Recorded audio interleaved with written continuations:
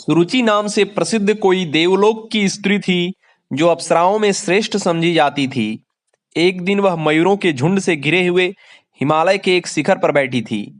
उसी समय उसने अंतरिक्ष में इंद्र के एक दूत को कहीं जाते देखा। उसे देखकर अप्सराओं में श्रेष्ठ सुरुचि ने इस प्रकार पूछा, महाभाग देवदूत, आप कहाँ से आ रहे हैं और इस समय कहाँ जाएंगे? यह सब कृपा करके मुझे बताइए। देवदूत ने कहा, भद्रे सुनो, जो वृतांत जैसे घटित हुआ है वह सब मैं तुम्हें विस्तार से बता रहा हूं। हे सुंदरी, धर्मात्मा राजा अरिष्टनेमी अपने पुत्र को राज्य देकर स्वयं वीतराग हो तपस्या के लिए वन में चले गए और अब गंधमादन पर्वत पर वे तपस्या कर रहे हैं। वहां वन में ज्यों ही उन्होंने दुस्तर तपस्या आरंभ की, त्यों ही देवराज इंद्र ने मुझे आदेश दिया, दूत, तुम यह विमान लेकर शीघ्र वहां जाओ। इस विमान में अप्सराओं के समुदाय को भी साथ ले लो। नाना प्रकार के वाद्य इसकी शोभा बढ़ाते रहें। गंधर्व, सिद्ध, यक्ष और किन्नर आदि से भी यह सुशोभित होना चाहिए। इसमें ताल, वेणु और मृदंग आदि भी रख लो। इस प्रकार भांति भांति के वृक्षों से भरे हुए सुंदर गंधमादन पर्वत पर पहुंचकर तुम राजा अरिष्टनेमी को इस विमान पर चढ़ा लो और उन्हें स्वर्ग का सुख भोगने के लिए अमरावती नगरी ले आओ। देवराज इंद्र की यह आज्ञा पाकर मैं सामग्रियों से संयुक्त विमान लेकर उस पर्वत पर गया। वहां पहुंचकर राजा अरिष्टनेमी के आश्रम पर गया। फिर मैंने देवराज इंद्र की सारी आज्ञा राजा से कह सुनाई। सुबह वे मेरी बात सुनकर संदेह में पड़ गए और इस प्रकार बोले, देवदूत, मैं आपसे एक बात पूछना चाहता हूं। आप मेरे इस प्रश्न का उत्तर दें। स्वर्ग में कौन कौन से गुण हैं और कौन कौन से दोष? आप मेरे सामने उनका सुस्पष्ट वर्णन कीजिए। स्वर्गलोक में रहने के गुण दोष को जानने के पश्चात मेरी जैसी रुचि होगी वैसा करूंगा। मैंने कहा, राजन, स्वर्गलोक में जीव अपने पुण्य की सामग्री के अनुसार उत्तम सुख का उपभोग करता है। उत्तम पुण्य से उत्तम स्वर्ग की प्राप्ति होती है, मध्यम पुण्य से मध्यम स्वर्ग मिलता है और इनकी अपेक्षा निम्न श्रेणी के पुण्य से उसके अनुरूप स्वर्ग सुलभ होता है। इसके विपरीत कुछ नहीं होता।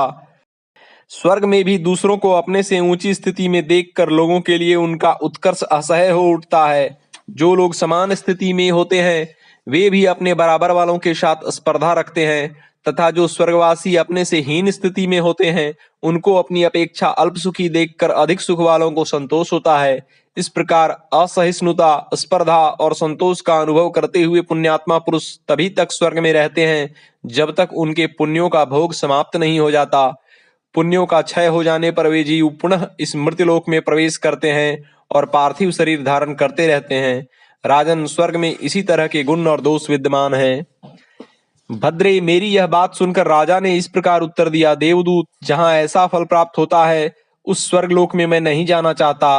आप इस विमान को लेकर जैसे आए थे वैसे ही देवराज इंद्र के पास चले जाइए। आपको नमस्कार है। भद्रे, जब राजा ने मुझसे ऐसी बात कही तब मैं इंद्र के समक्ष यह वृतांत निवेदन करने के लिए लौट गया। वहां जब मैंने सब बातें ज्यों की त्यों कह सुनाई तब देवराज इंद्र को महान आश्चर्य हुआ और वे स्निग्ध एवं मधुर वाणी में मुझसे पुनः बोले, देवदूत, तुम फिर वहां जाओ और उस विरक्त राजा को आत्मज्ञान की प्राप्ति के लिए तत्वज्ञ महर्षि वाल्मीकि के आश्रम में ले जाओ। वहां महर्षि वाल्मीकि से मेरा यह संदेश कह देना, महामुने, इन विनयशील वीतराग तथा स्वर्ग की भी इच्छा न रखने वाले नरेश को आप तत्व ज्ञान का उपदेश दीजिए। ये जन्म मरण रूप संसार दुख से पीड़ित हैं, अतः आपके दिए हुए तत्व ज्ञान के उपदेश से इन्हें मोक्ष प्राप्त होगा। यूं कहकर देवराज ने मुझे राजा अरिष्टनेमी के पास भेजा। तब मैंने पुनः वहां जाकर राजा को वाल्मीकि जी के पास पहुंचाया, उनसे देवराज इंद्र का संदेश कहा तथा राजा ने उन महर्षि से मोक्ष का साधन पूछा। तदनंतर वाल्मीकि जी ने अत्यंत प्रसन्नता पूर्वक कुशल प्रश्न की बात आरंभ करते हुए राजा से उनके आरोग्य का समाचार पूछा। राजा ने कहा, भगवान, आपको धर्म के तत्व का ज्ञान है। जानने योग्य जितनी भी बातें हैं वे सब आपको ज्ञात हैं। विद्वानों में श्रेष्ठ महर्षि, आपके दर्शन से मैं कृतार्थ हो गया। यही मेरी कुशल है। भगवान, मैं आपसे कुछ पूछना चाहता हूँ। आप बिना किसी विघ्न बाधा के मेरी शंका का समाधान करें। संसार बंधन के दुख से मुझे जो पीड़ा हो रही है उससे किस प्रकार मेरा छुटकारा होगा, यह बताइए। श्री वाल्मीकि जी ने कहा, राजन सुनो, मैं तुमसे अखंड रामायण की कथा कहूंगा। उसे सुनकर यत्न पूर्वक हृदय में धारण कर लेने पर तुम जीवन मुक्त हो जाओगे। राजेंद्र, वह रामायण महर्षि वशिष्ठ और श्री राम के संवाद रूप में वर्णित है। वह मोक्ष प्राप्ति के उपाय की मंगलमयी कथा है। मैंने तुम्हारे स्वभाव को समझ लिया है, अतः तुम्हें अधिकारी मानकर मैं तुमसे वह कथा कहूंगा। फिर महर्षि वाल्मीकि ने राजा को रामायण की कथा सुनाई, जिससे राजा को मोक्ष की प्राप्ति हुई। ओम।